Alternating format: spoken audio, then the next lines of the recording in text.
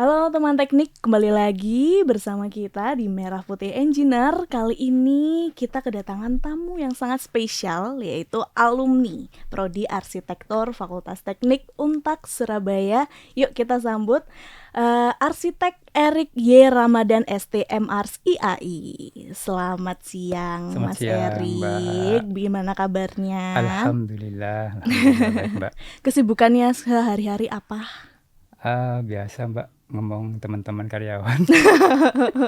Punya konsultan sendiri ya, Ya, konsultan arsitek ya, konsultan betul ya? arsitek, betul. Ya. Di mana kalau boleh tahu? Kebetulan di rumah kami, Mbak, di Bangkalan, Mbak. Di Iya. Bangkalan. Baik. Nah, teman teknik, jadi Mas Erik itu penelitian tesisnya itu dengan judul Pola Transformasi Rumah Adat Madura Tanian Lanjeng menuju Modernisasi Arsitektur, teman teknik. Jadi kayak saya waktu baca ya Mas ya, kayak tanian lanjeng ini sebenarnya apa gitu loh Mas. Aku juga bingung ya kan. Boleh dijelasin secara bahasa bayi ya Mas ya, karena kita semua juga nggak tahu gitu tanian lanjeng ini seperti apa. Silahkan. Baik, sederhananya Tanian Lanceng itu sebenarnya bukan rumah ya, Mbak, tapi sebuah pola Oke. dan tatanan masa. Nah, banyak teman-teman tuh yang mengatakan sebenarnya Madura ini tidak punya nama bangunannya gitu. Kalau di luar kan ada joglo ya.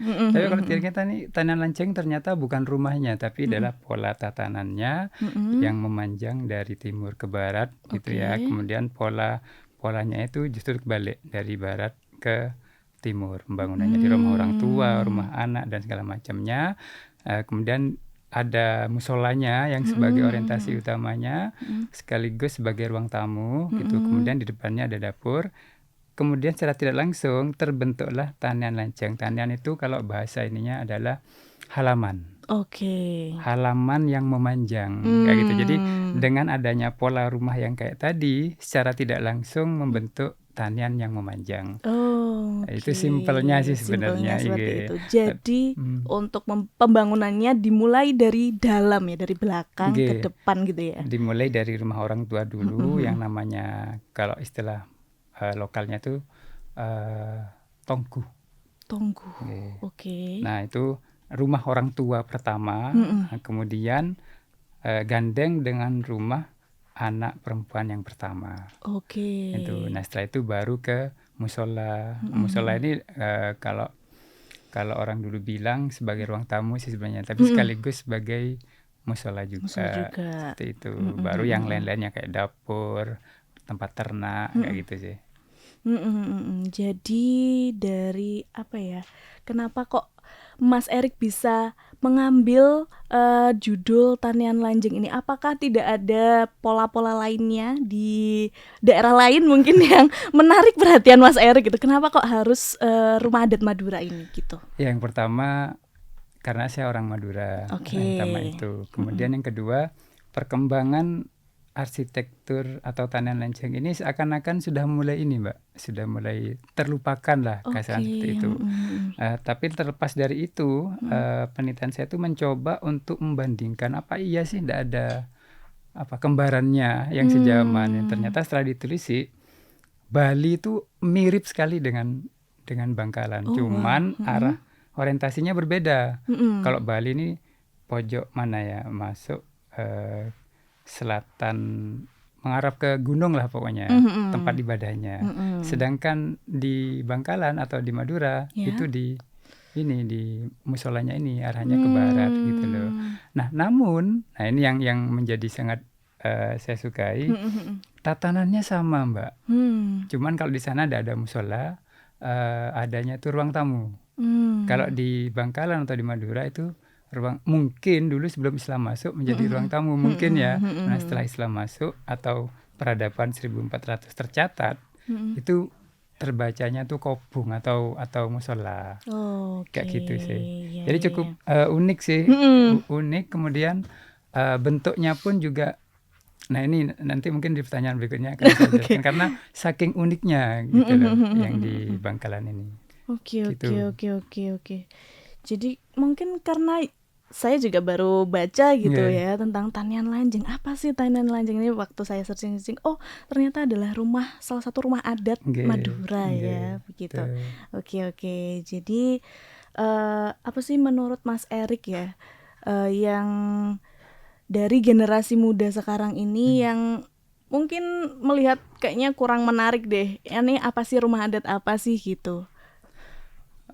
Kalau Tanian Lanjeng ini sebenarnya bukan tidak menarik ya, enggak ya. Sebenarnya Tanian Lanjeng sendiri ini, kalau mau saya jabarkan sebentar gitu ya. Dulu Madura itu terbagi 3. Madura Timur, Madura Tengah, dan Madura Barat. Nah sekarang kan jadi 4 kabupaten ya. Nah yang Madura Timur itu sudah terkontaminasi dengan model joglo karena penjajahannya Mataram ke sana, ke Sumenep sama Pamekasan gitu. Sedangkan yang tengah sama yang barat, Bakalan sama yang Sampang ini masih orisinil kayak gitu. Nah, penelitian saya itu masuk ke yang barat, ke yang Bangkalan sama yang Sampang. Dia yang kalau orang bilang kastanya itu menengah ke bawah ya kan, karena tidak ada raja dan segala macamnya. Tapi kalau yang di Pamekasan sama Sumenep ini sudah joglo banget sebenarnya. Cuman memang tatannya kayak tadi sama memanjang gitu, tapi bentuknya tuh mirip joglo. Nah, penelitian saya itu ada satu penelitian yang saya pikir penemuan yang cukup lama sekali deh kayaknya terlupakan sama orang. Nah, mungkin anak-anak muda sekarang ini melihatnya sudah bukan tren lagi kalau melihat fisiknya gitu lah. Namun bagi mereka yang sudah pernah tinggal di Tanian Lanjeng ini, saya yakin dimanapun dia berada, dia pasti akan membawa ini. Karena Tanian Lanjeng itu Mbak, terbentuk bukan karena bangunannya, tapi karena sosial di dalamnya. Gitu loh. Bagaimana dengan lingkungan, bagaimana dengan masyarakatnya. Jadi orang tua ke anak itu ada susunannya sendiri gitu loh. Sampai sekarang pun pada saat kita penelitian itu banyak bangunan yang berubah sudah bentuknya bukan itu lagi, namun tatanannya masih seperti Tanian Lanjeng yang sekarang. Nah, saya pikir mungkin regenerasi ini kurang memahami secara dalam sehingga dia menganggapnya ya uslah kayak gini aja gitu. Tapi secara tidak langsung dia tetap mempertahankan itu gitu loh, dengan jaraknya rumah dengan langgar tadi, dengan musola, dengan tempat makan itu masih sama walaupun bentuknya sudah modern. Kayak gitu sih mungkin. Ya. Betul sih. Dan kalau misalnya nih Tanah Lanjeng ini dijadikan sebagai living laboratory atau laboratorium hidup gitu ya Mas Erik ya. Menurut Mas Erik sendiri itu bisa nggak sih dipelajari oleh mahasiswa arsitektur? Nah, justru ini cita-cita saya sih Mbak sebenarnya. Kebetulan ada dosen juga yang mendukung, boleh sebut nama deh. Jadi dia ini benar-benar melihat, waduh ini bagus sekali Mas Erik, ya apa dijadiin lab saja. Saya pikir, wah sangat setuju Ibu gitu loh. Hanya saja Madura ini kan memiliki apa ya istilahnya kebudayaan yang kalau orang luar itu melihatnya kok gini ya gitu. Padahal enggak seperti itu juga. Nah, kita harus masuk dulu ke di mana dia berada, kemudian kebudayaannya seperti apa, kemudian baru kita kayak semacam bekerja sama dengan departemen atau Bangkalan sendiri atau kalau di Bangkalan ya, untuk bisa dijadikan satu tempat itu belajar ya, lab gitu loh. Kalau tidak seperti itu, ini generasinya apalagi ekonomi lemah, akhirnya mereka lepas dan ini. Nah, di tempat saya ini di tempat kita meneliti ini kita dapat satu Mbak, ada satu yang masih ori. Masih orisinil. Ya mungkin karena kondisi keluarganya ya sehingga tidak bisa meneruskan, hanya masih. Nah, ini kalau bisa masuk ke peraturan daerah. Wah, ini sangat bisa sekali. Jadi semua mahasiswa orang umum pun yang mereka hanya taunya dari cerita bisa langsung belajar. Bahkan bisa dibuat living ya sebentar, semalam 2 malam gitu kan, cukup bagus itu Mbak. Iya betul karena suatu budaya ini kan jangan sampai punah begitu ya. Jadi kalau bisa dibuat untuk living laboratorium yang bisa dipelajari oleh mahasiswa arsitektur gitu ya Mas ya. Begitu. Bagusnya lagi nih ngapunten ya, jadi dia nih bangunan ini bisa beradaptasi. Gitu loh. Yang tadinya hanya menggunakan bahan di sekitarnya kayak kayu, bambu dan segala macam, ini bisa beradaptasi dengan material modern nih. Gitu loh. Yang tadinya kena rayap, nah sekarang enggak apa-apa mau diganti seng gitu ya. Tapi tidak merubah ini gitu posisi loh. polanya gitu ya. Iya.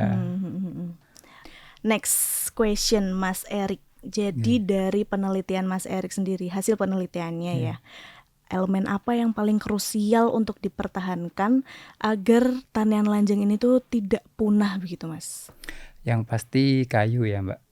Nah ini kayu dan ukirannya. Oke. Itu satu. Kemudian yang kedua bambunya.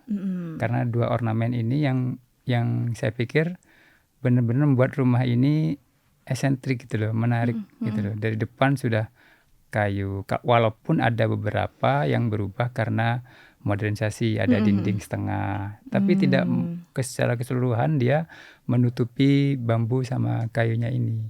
Nah, dua elemen ini sebenarnya kalau orang dulu di mana ada tanaman lancang sudah pasti ada tanaman itu. Nah, ini sekarang nih yang banyak ditebang, banyak ini jadi apalah gitu. Yang ini mungkin, tapi sekarang kan banyak ini ya, banyak material yang memiliki kapasitas hampir sama dengan itu, yaitu laser cutting sebenarnya, tapi tidak seindah orisinilnya kayak gitu sih Mbak.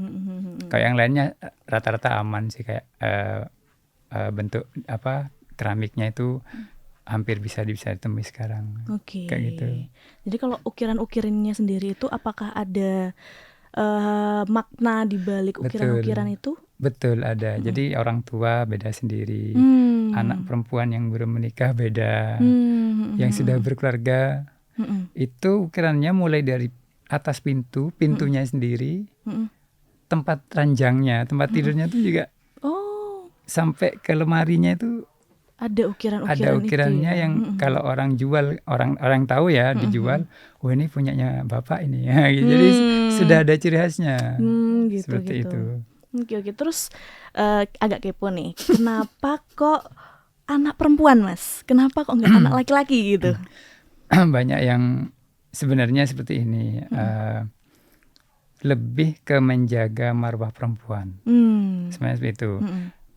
Bagi orang Madura, laki-laki itu bisa bebas untuk menentukan dia tinggal di mana. Tapi kalau perempuan, dia mulai dari sebelum berkeluarga sudah dijaga tuh.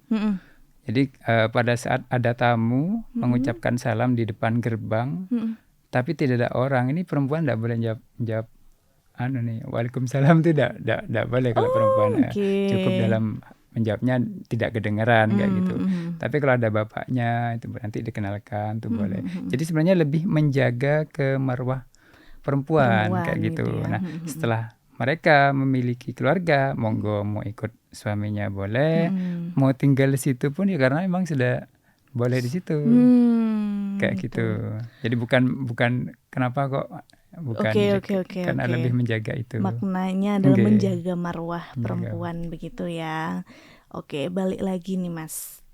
Cara paling efektif buat mahasiswa arsitektur yang sekarang ini, anak-anak muda Gen Z nih ya kan, kembali tertarik untuk mempelajari budaya-budaya yang sudah ada sepertinya di Indonesia gitu dan hampir punah gitu. Gimana sih Mas? Ya itu sih sebenarnya salah satu misi kita. Jadi kita akan memperbanyak literasi ya, buku segala macam gitu, atau paper yang terkait dengan ini. Karena pada saat kita kemarin meneliti ini, itu saya pikir akan terbit sekian banyak buku untuk mendetailkannya. Apalagi teman-teman arsitektur ya, pasti akan pengen tahu pondasinya seperti apa, atapnya kayak gimana gitu kan. Nah, dari sini mungkin tidak hanya tanaman lancang, semua tradisional kalau ini lengkap dan linknya bisa diakses secara gratis mungkin, saya yakin mereka bisa lebih berminat gitu lah.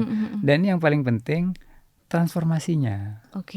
Jadi kita harus memberikan kayak semacam kisi-kisi bahwasanya rumah tradisional itu bisa bertransformasi seperti ini. Nah ini yang paling penting. Jadi tidak hanya totok gitu aja, itu kan ya mungkin buat kita apik ya, bagus gitu ya. Tapi kalau buat generasi baru yang memiliki background modern umpamanya, dia memiliki ini bangunan apa? Tapi dengan adanya satu kasus atau apa kita ambil, kita kembangkan, bertransformasi lah menjadi sebuah apa, itu kan juga bagus gitu. Akhirnya mereka memiliki, oh iya ya, ternyata kita juga bisa berawal dari sini untuk menjadikan bangunan yang modern seperti itu mungkin. Oke, lalu sangat menarik ya Tanian Lanjeng ini ternyata gitu loh. Jadi apakah Tanian Lanjeng ini memiliki potensi Mas untuk dikenalkan di level internasional mungkin Mas? Nah itu tergantung dari sebenarnya gini ya. Kita kalau mau ngomong ke internasional, kita harus balik dulu ke kita. Kita contoh dulu ke Jepang deh ya. Jepang itu padahal cuma kayak gitu kan rumahnya. Tapi dengan membuat peraturan semuanya harus seperti itu begini. Nah itu bisa go internasional gitu. Jadi bukan menyerang kita keluarnya dulu, tapi kita prepare dulu nih, Tanian Lanjeng ini ada apa, budayanya bagaimana, terutama budayanya ya, hubungan sosialnya bagaimana, kemudian sampai tercipta kayak gitu tuh bagaimana gitu loh. Kemudian baru kita istilahnya tuh diperbendaharakan, bisa lewat film, bisa lewat ini. Kalau di Jepang kan sedikit-sedikit muncullah tradisionalnya. Nah ini kalau mungkin pas cerita Bangkalan atau Madura, ayolah kita keluarkan itu. Atau di Jawa joglo, di Bali ya di Bali. Itu mungkin yang bisa nantinya secara tidak langsung orang luar, oh iya itu ternyata kita punya itu ya. Nah itu loh. Kayak Jogja sekarang kan malah menjadi terkenal ya. Bahasa medoknya itu kan gara-gara film juga sebenarnya ya. Gitu, mengangkat kayak gitu. Gitu sih. Jadi internasional tuh kita dulu benahin. Nah setelah itu baru tunggu waktu aja. Menguatkan nilai-nilai budaya yang ada dulu nih ya kan. Betul. Gitu. Oke. Jadi untuk terakhir deh Mas. Buat mahasiswa arsitektur fokusnya nih. Mungkin ada pesan-pesan yang mau disampaikan buat adik-adik tingkatnya gitu untuk meneliti apa nih mungkin ke depannya begitu. Monggo Mas. Sebenarnya bukan pesan-pesan ya. Cuman ayo kita kembali deh ke pribadi kita sendiri sebagai orang, kalau Jawa ya ayo Madura ya. Atau apalah ya. Setelah itu baru kita dalamin. Setelah itu baru kembangkan. Kita ini sudah banyak sekali desain-desain orang-orang tua kita tuh banyak sekali. Bahkan sekelas siapa itu RK Ridwan Kamil itu mengambil bentukannya tradisional. Sampai orang Belanda pun Meklempon itu yang membangun pos sarang itu ngambilnya dari tradisional kita gitu loh. Ayolah adik-adik, kembalilah dulu ke siapa jati diri kita dulu. Setelah itu baru dikembangkan sesuai dengan zaman yang kita tempatin sekarang ini. Mungkin itu Mbak. Mantap sekali teman teknik ya kan, sangat menarik nih ya kan. Karena suatu budaya yang mungkin kita kayaknya asing nih sama budaya kita sendiri. betul. Loh gitu. Terima kasih banyak Mas Erik sudah berbagi cerita untuk teman-teman teknik ya kan.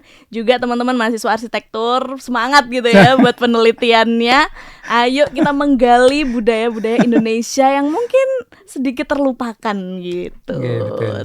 Terima kasih teman teknik. Dan juga kita terima kasih kepada Warta 17 Agustus yang sudah membantu Merah Putih Engineer. Terima kasih Mas Eri. Terima kasih Mbak, sama-sama.